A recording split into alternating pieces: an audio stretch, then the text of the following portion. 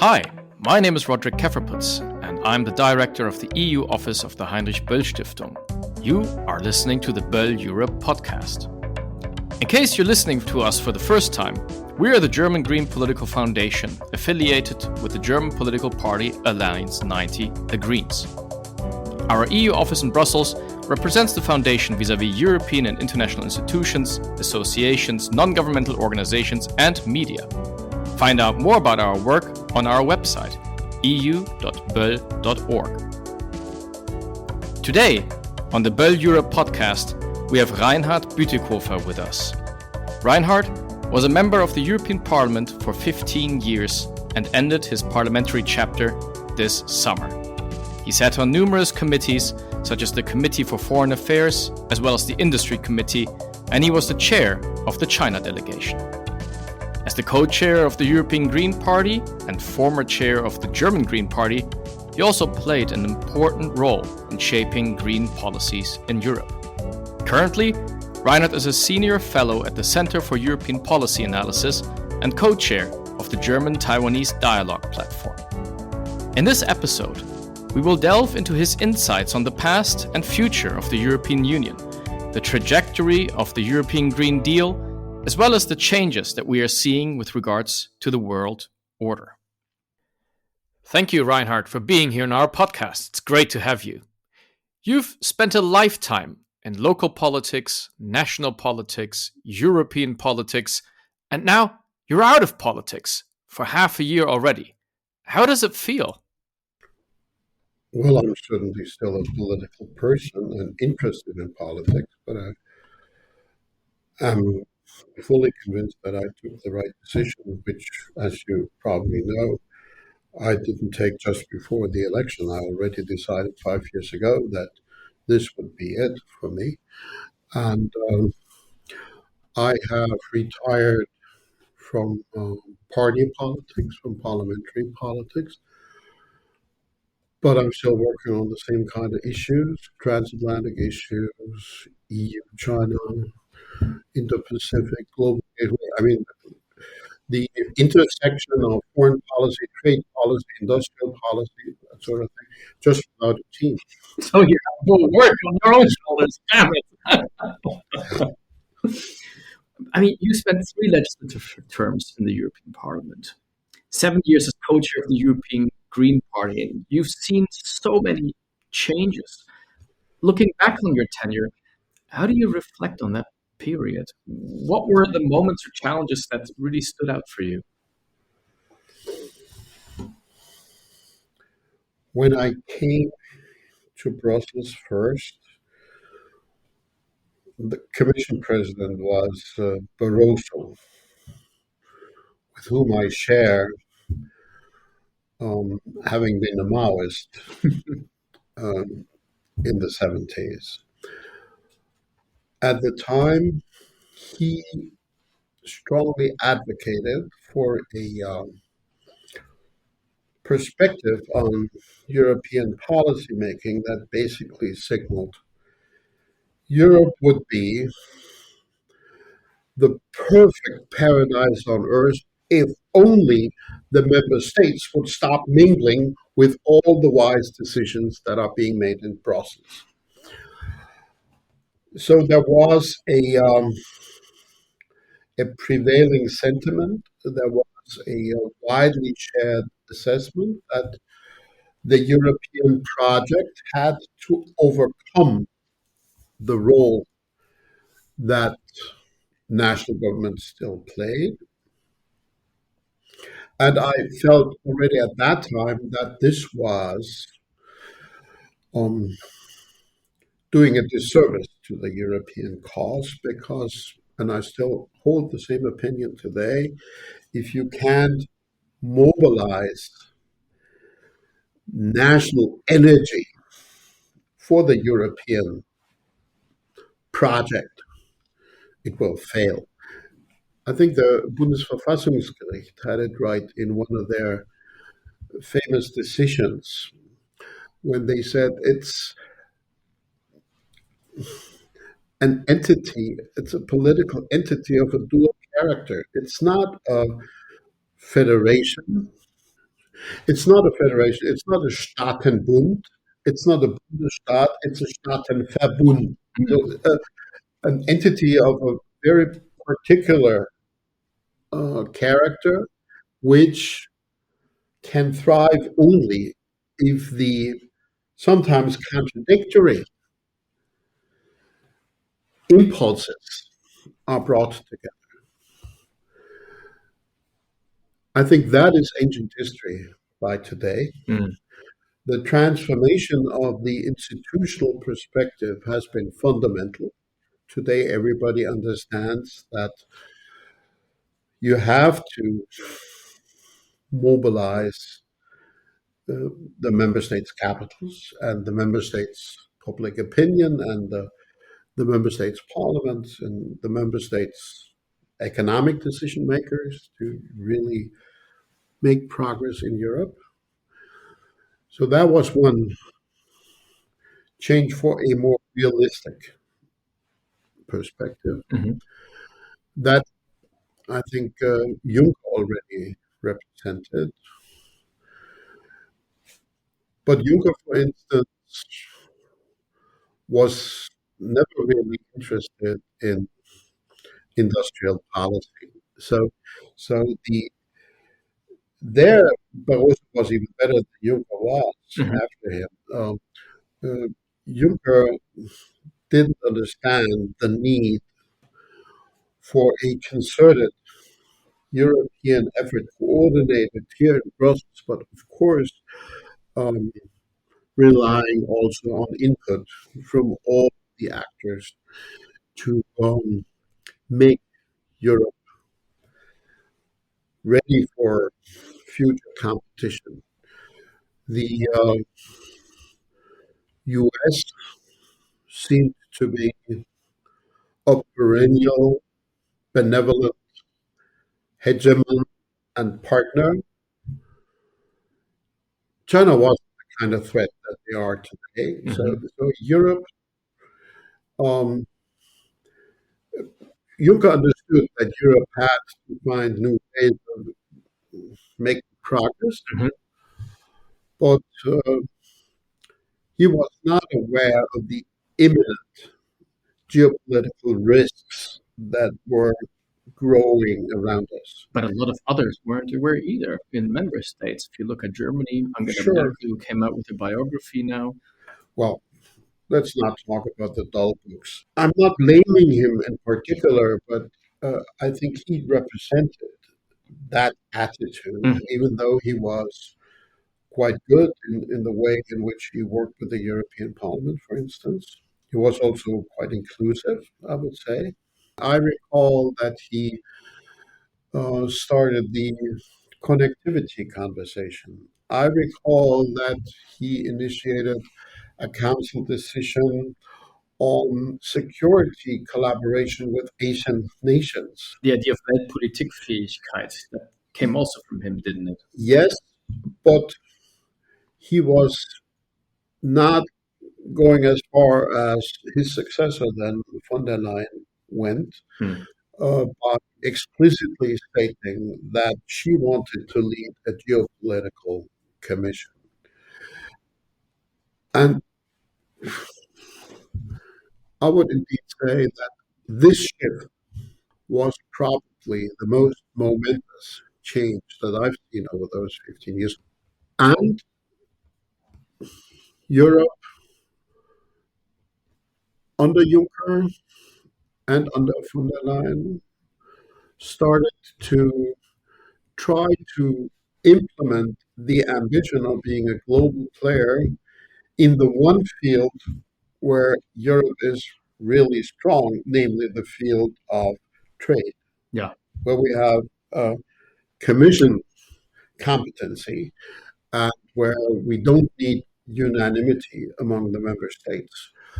I like the points that you mentioned. They particularly pertain to the two big issues that you worked on: the changing of the world order, and at the same time the green industrial transformation. And now you've put a lot on that on von der Leyen. But was it really all leadership, or was it also just and I think you mentioned some of that, the different context. Because under Juncker and Barroso, we had the economic crisis, the Great Recession, the whole issue with Greece. So Europe was way too inward focused. Was it very inward focused at the moment? And because of that, it did not see the geopolitical shifts, perhaps, or was not making the steps necessary for the green transformation? Look, we advocated the European Green Deal already in 2009. That was the central topic for our green campaign in that election. So I would say it was possible to look beyond. Yeah. Um, but in politics, you are not successful by having good ideas. You're only successful if these good ideas take hold and find support from important constituencies. And in 2019, when von der Leyen came into office, we had this high watermark of environmental mobilization. We had the Fridays for Future movement Europe-wide, hundreds of thousands of young people getting engaged. That changed the context, that changed the political environment, that created an opportunity to open policymaking towards such perspectives. And then, of course, it did take leadership to,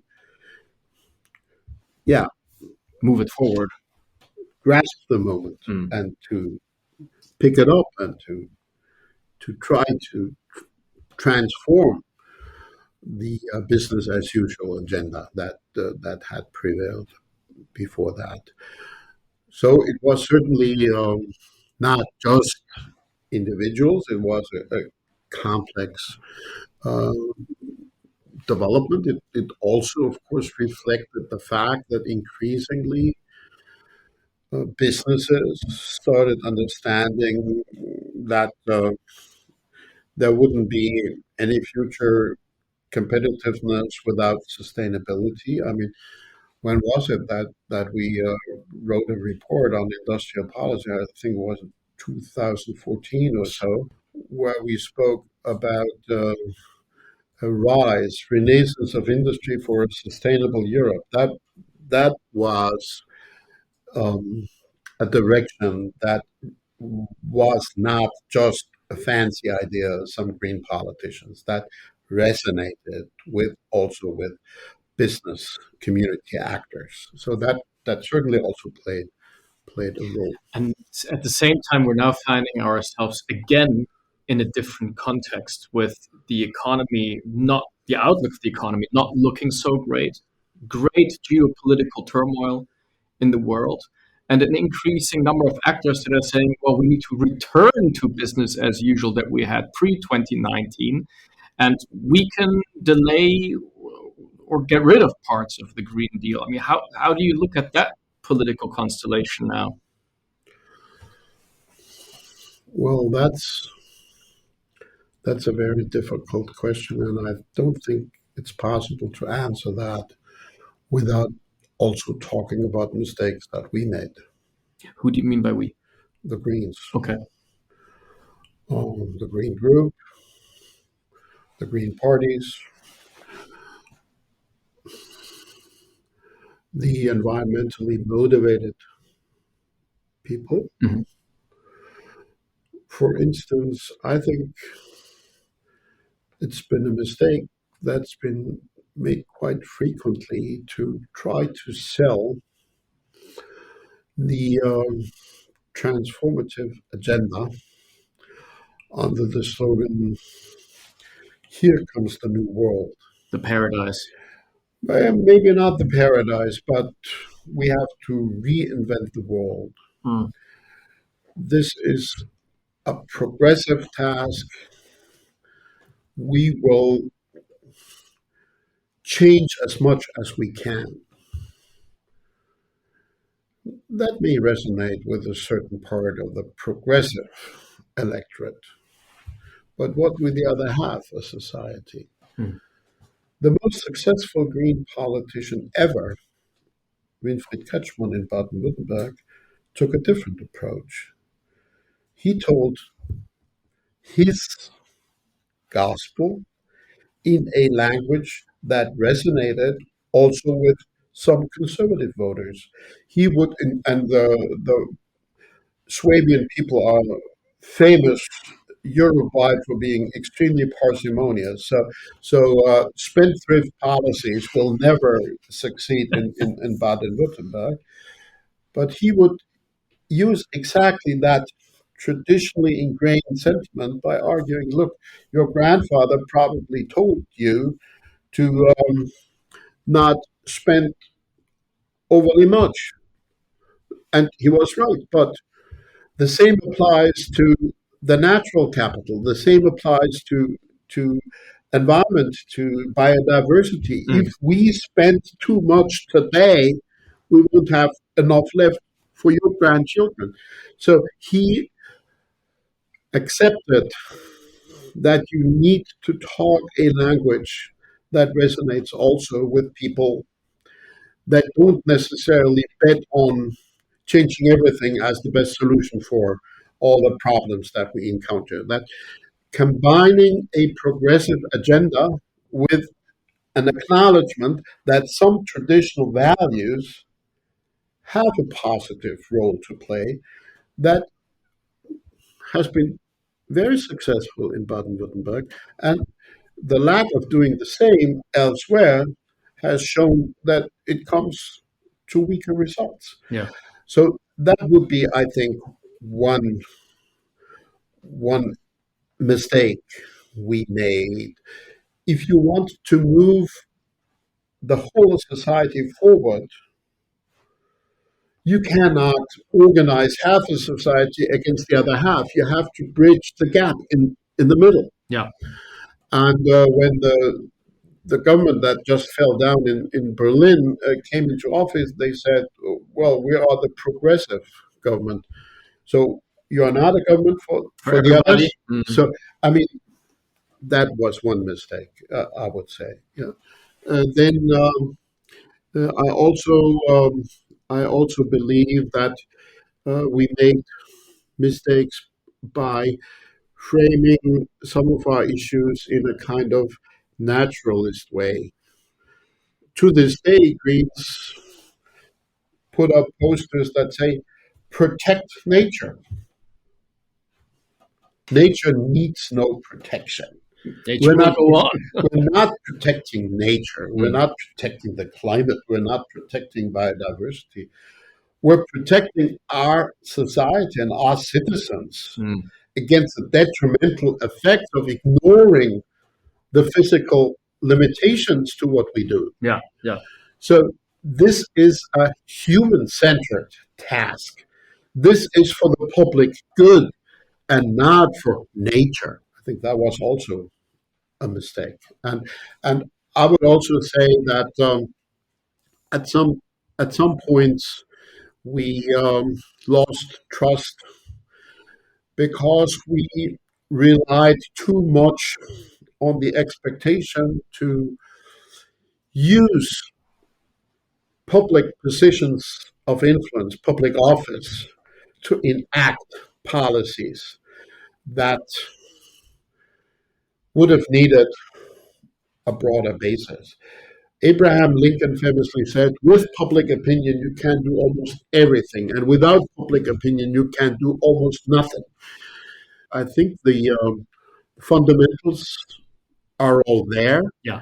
But I would think it might be a major mistake to just believe citizens don't want to change. The burden is on us to win them. And we should not ask citizens only to trust us. We should also make it a principle that we trust citizens. So the agenda that we have to find, that we have to shape, can be shaped in coordination with people of different backgrounds. Empowering them to be actors Be in the actors and transformation. bring their wisdom and bring their perspectives to the table and make it more successful. But it still belies the question, how do you deal with the rollback? I mean, we have a lot of policies in place now, end of the combustion engine by 2035, the deforestation law been delayed by 1 year. How do you deal with that? Well, there's but one rule in a democracy. You need majorities.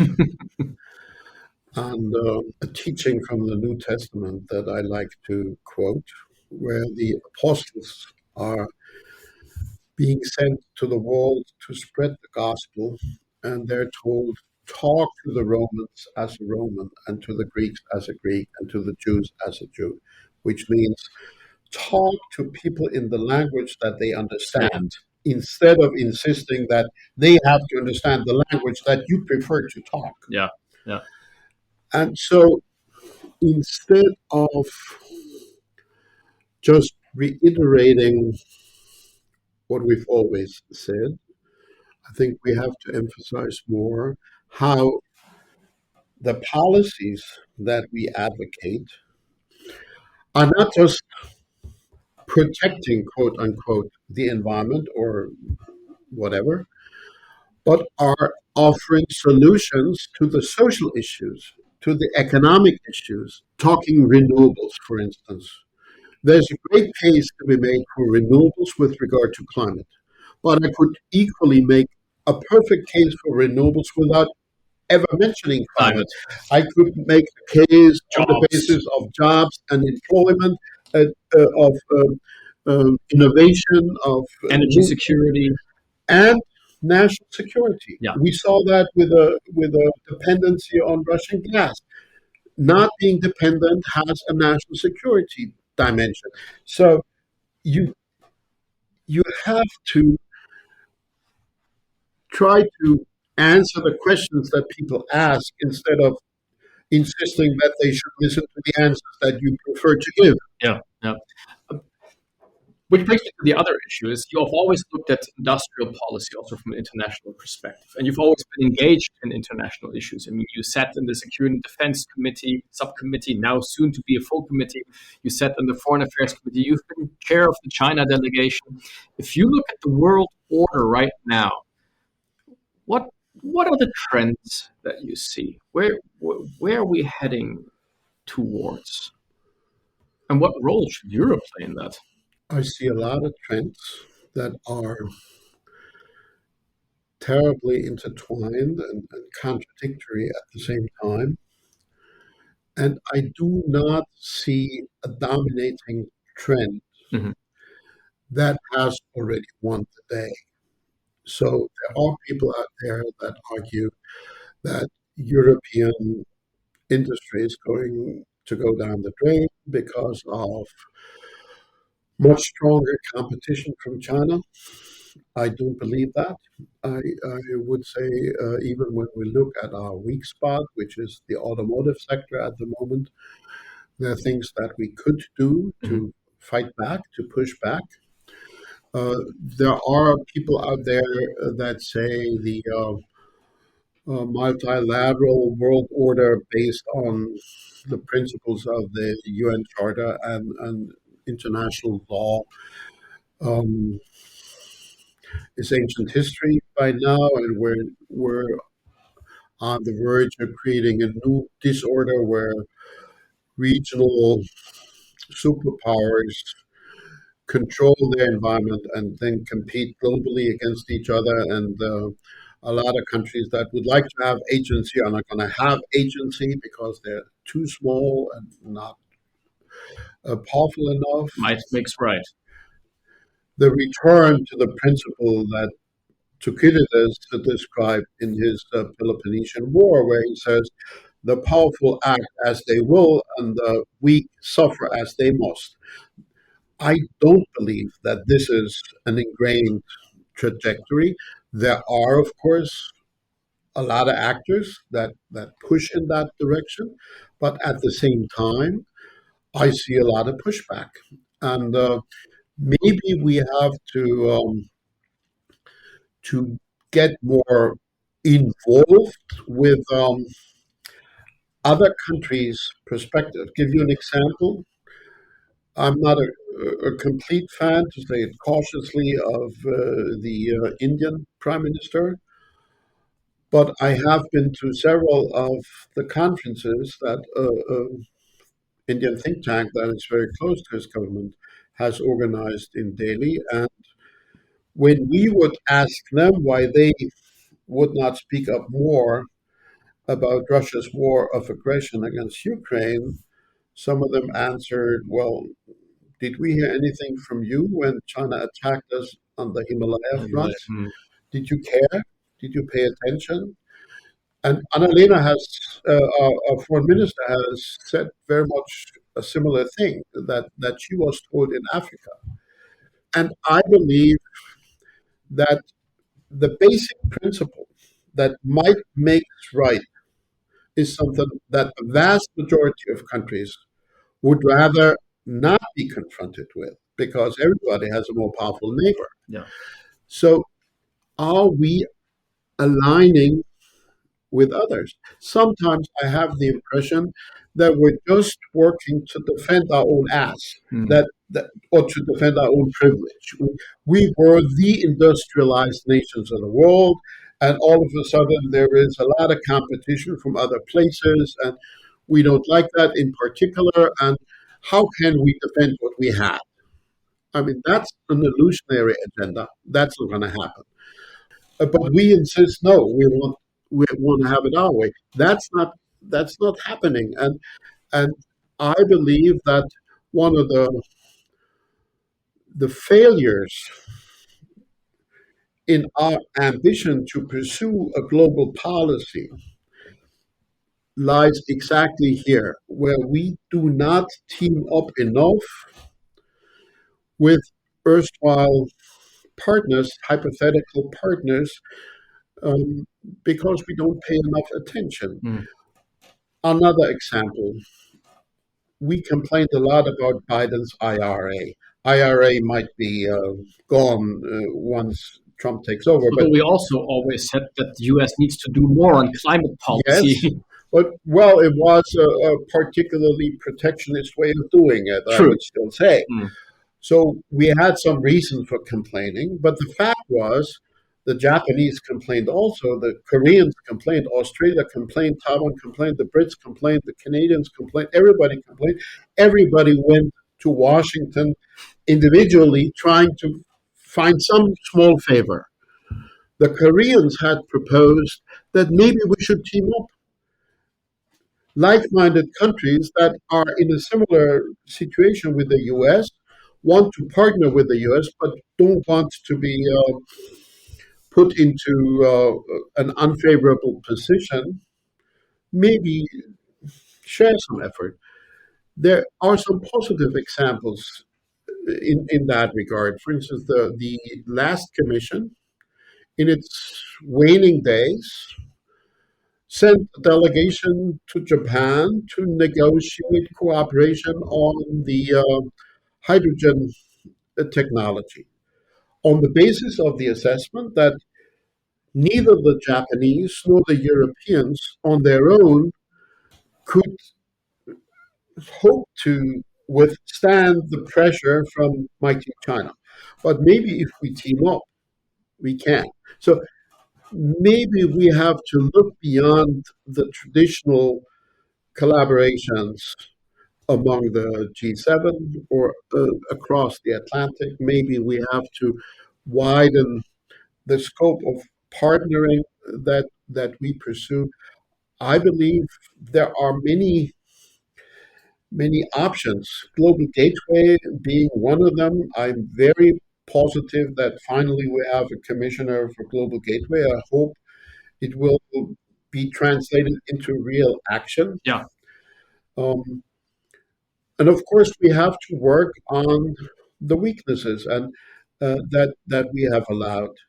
The German case is particularly difficult because we have gotten accustomed to relying on basically three outsourcing successes: outsourcing our cheap energy supply to Russia, outsourcing uh, security to the US, and taking advantage of an ever growing, ever open Chinese market.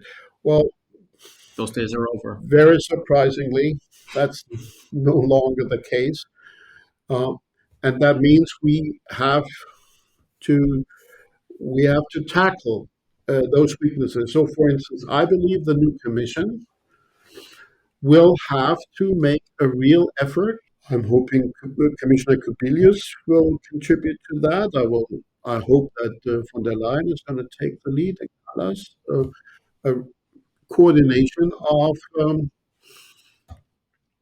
making Europe more self-reliant with regard to its own security. Now, people are discussing, should we spend 3% of GDP on defense? Maybe we need to do that, but then we could also not forget that we're wastefully spending at the moment. Yeah, yeah. Even 10 years ago, Juncker argued that we could save a lot of money with the same level of procurement if we had more competitive practices. Yeah, Instead of sharing. Pooling and sharing was one, or smart spending in the context of NATO. Yeah. So yes, and I believe we just have to tackle those weaknesses. I believe the core weaknesses that Europe has at the moment are not being enough united vis-a-vis China, not being enough united over the complex transformation, and we've talked some of that. Yeah. Not being open enough to collaboration with a so-called global south and partners elsewhere around the globe. And of course, we also have a problem that I think is very fundamental and very hard to address, about the disruptive effect of a growing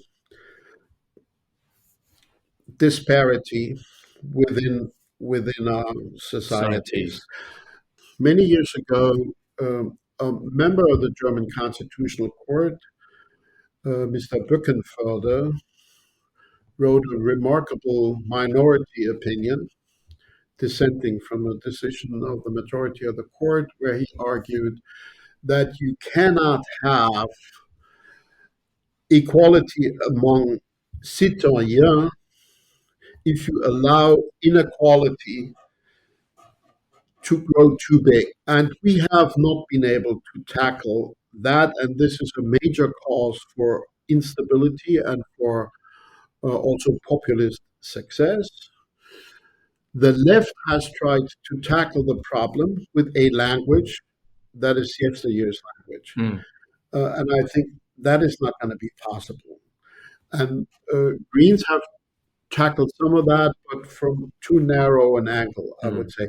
You need to find a language that is capable of uniting our societies in dealing with these issues. And I believe that this language needs to make use of the terms like competition and responsibility. These are originally core values of the bourgeois society, but they are being undermined, and there is a certain tendency towards a neo-feudal system that denies a lot of citizens a voice and respect and active part, and an active part. So I think that is an issue that has to be tackled on all kinds of different levels. But the first challenge is finding a language in which we can address that without alienating all those that we need to have a successful result. Last question. I think one of the themes that we've come up with is the need for unity, coming together to address these challenges. And you mentioned Barroso talking about, well, if we only got rid of those pesky EU member states and if we just had a European federation, then it would all work out. And at the same time, unity right now in Europe is difficult. Where is leadership? Germany is in an election. The French government has fallen. There's a lot of governments that don't necessarily have a majority in the parliament. Poland has its presidential elections. So is it all now on the shoulders of the Commission, or what formats, what constellations do you see that can bring this unity together? I would argue that the different priorities that we have to tackle may not all depend on the same kind of assortment of players. When I think about hard security, I can't imagine how we will be successful without having the Weimar Triangle at the center, the Polish and the French and the Germans. And the UK on top of that. The UK should be a partner, but within the EU, those three governments must drive it. When I look at China policy, it may be a different grouping. I would say maybe we could have another triangle between Commission and the European Parliament and the NB8, the Nordic Baltic 8 countries, that have found a particularly resonant voice on the dangers of imperialist aggression against Europe. When we look at the issue of industrial transformation, we might need other partners. So don't try to tackle everything with the same approach. Yeah. Maybe some of the challenges to innovation could be tackled by creating a strong alliance of regions. That used to be an idea that Lothar Späth had 30, 40 years ago to bring together high-tech and industrialized and export-oriented regions to form a coalition of the driving forces instead of allowing a situation where every one of those drivers are being held back by others that want to drag their feet. So maybe you have to be innovative also in creating different formats of policy making. I like that. And I guess finishing on that note, we could copy almost the EU motto of united in diversity, making it united in diverse formats or coalitions or constellations. Yeah. Reinhard, thank you so much. Great having you on our podcast. Thank you. Thank you for joining us on this episode of the Böll Europe podcast with Reinhard Bütikofer. If you enjoyed this episode, please subscribe, leave a review, and share it with your friends. And if you'd like to know more about our work, do check out our website, eu.böll.org. Until the next episode, goodbye.